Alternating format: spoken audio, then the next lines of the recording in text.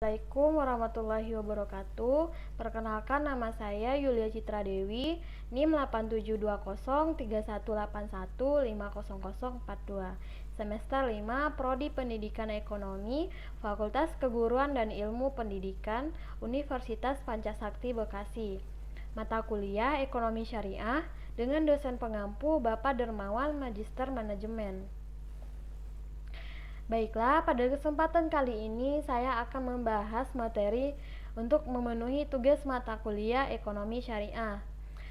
Pertama, saya akan membahas mengenai sejarah ekonomi Islam di zaman Rasulullah Shallallahu Alaihi Wasallam. Pada masa pemerintahan Rasulullah telah menetapkan dasar-dasar hukum yang mengatur tingkah laku manusia dalam melakukan aktivitas ekonomi. Sistem ekonomi yang diterapkan Rasulullah ini berakal dari prinsip-prinsip Qurani. Pada masa ini, Al-Quran merupakan sumber rujukan Nabi Muhammad SAW dalam menetapkan aturan yang mengatur tentang kehidupan manusia dalam semua aspek kehidupan, termasuk perilaku ekonomi.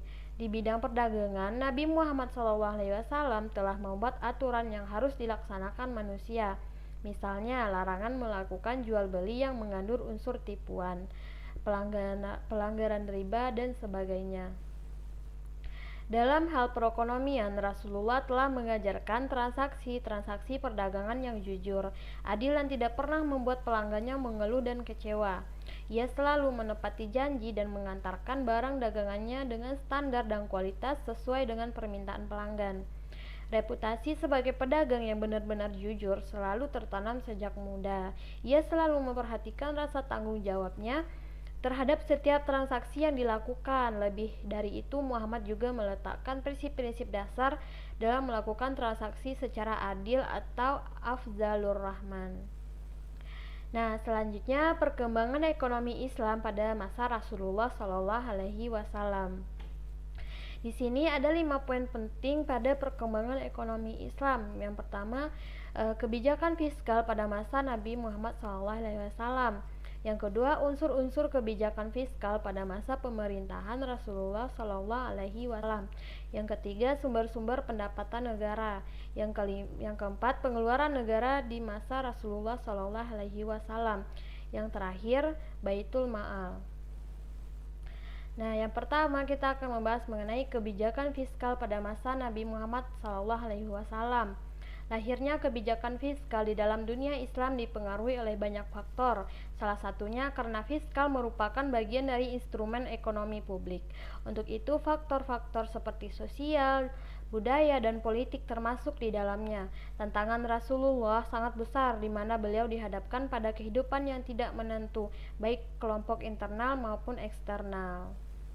Selanjutnya, unsur-unsur kebijakan fiskal pada pemerintahan Rasulullah Shallallahu Alaihi Wasallam. Di sini ada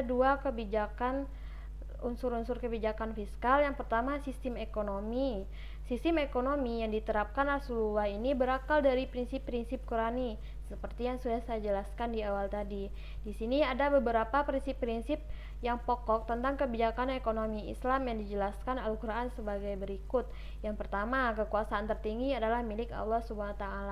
Yang kedua, manusia hanya khalifah Allah di muka bumi ini. Yang ketiga, semua yang dimiliki dan didapatkan manusia adalah atas rahmat Allah SWT. Yang keempat, kekayaan harus diputar dan tidak boleh ditimbun. Dan yang terakhir, eksploitasi harus diputar dan tidak boleh ditimbun juga. Dan unsur yang kedua yaitu keuangan dan pajak. Selanjutnya, sumber-sumber pendapatan negara. Di sini ada dua jenis sumber. Di sini ada dua berdasarkan jenisnya dan berdasarkan sumbernya. Yang pertama, berdasarkan jenisnya ada pendapatan primer dan pendapatan sekunder. Pada pendapatan primer ini diantaranya ada ghanimah, fai, kharaj, waqf, urs, dan jizyah. Untuk pendapatan sekunder, pendapatannya yaitu uang tebusan, pinjaman, amwal fadlah, nawaib, sodakoh seperti kurban dan kafarat. Hadiah antaranya ada ghanimah, fai, kharaj, waqf, urs, dan jizyah. Yang kedua, berdasarkan sumbernya. Di sini ada muslim berupa zakat urs, zakat fitrah, waqf, amwal fadlah, nawaib, sodakoh, dan lain-lain. Untuk non-muslim, jizyah, kharaj, dan urs sebesar 5%. Untuk umum, berupa ghanimah, fa'i, uang tebusan, pinjaman dari muslim ataupun non-muslim. Selanjutnya, pengeluaran negara di masa Rasulullah Shallallahu Alaihi Wasallam.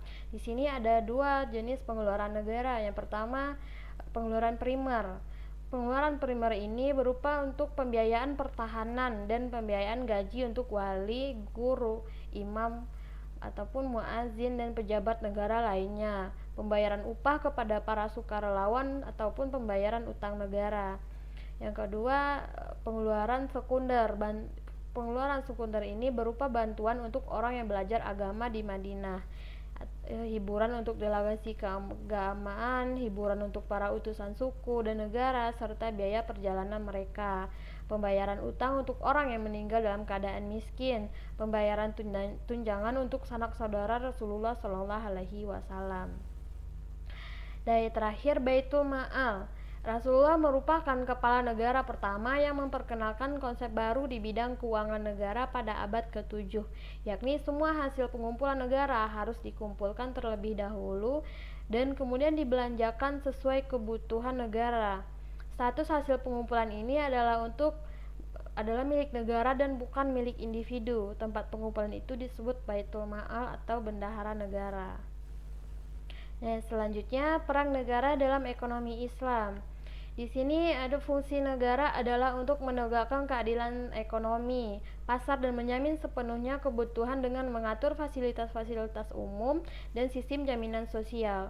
Dalam politik ekonomi Islam, negara bertugas dan bertanggung jawab untuk menegakkan keadilan dalam ekonomi, mencegah terjadinya setiap kezaliman serta menindak para pelanggar hukum di bidang ekonomi.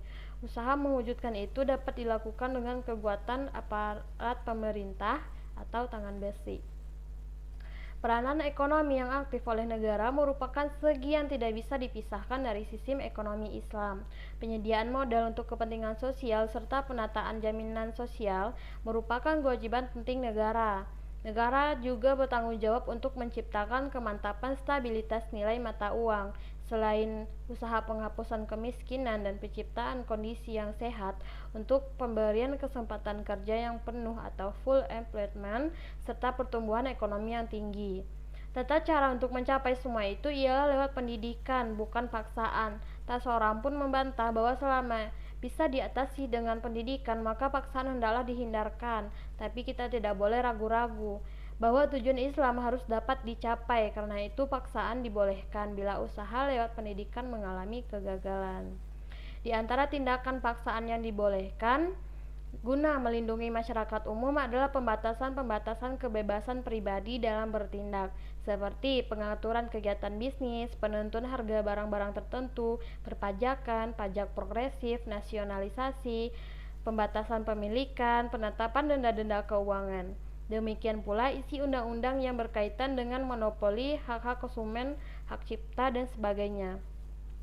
Untuk pelaksanaan tujuan ini menjadi kewajiban negara untuk menyediakan sumber-sumber daya, khususnya sumber-sumber yang langka atau intervensi pasar ketika kekuatan pasar berjalan tak terkendali. Nah, selanjutnya contoh peran negara. Persaingan tidak sempurna di mana pasar dikuasai oleh satu atau beberapa perusahaan yang menyebabkan penentuan harga barang sepenuhnya dikendalikan oleh perusahaan monopoli, sehingga pemerintah melakukan beberapa upaya berupa pengendalian harga dan pengenaan pajak.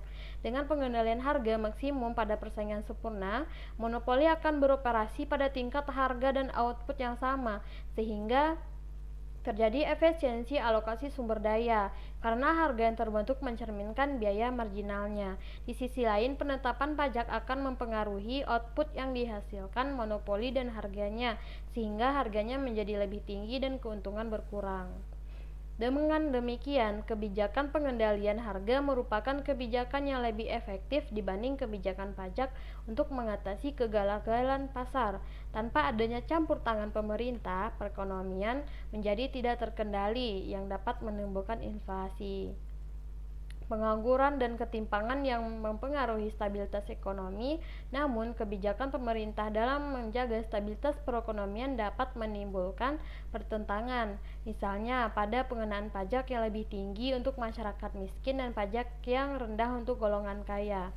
Hal ini dikarenakan proporsi pengeluaran masyarakat miskin lebih tinggi daripada golongan kaya, sehingga kebijakan ini lebih efektif untuk menekan laju inflasi karena pengenaan pajak yang tinggi dapat mengurangi permintaan golongan miskin terhadap barang dan jasa.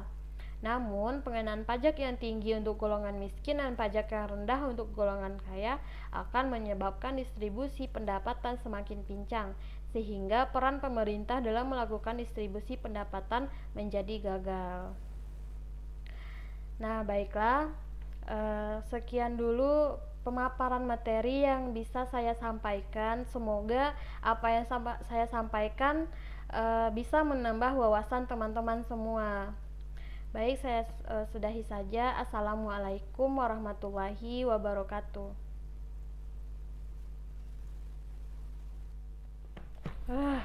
Ya Allah.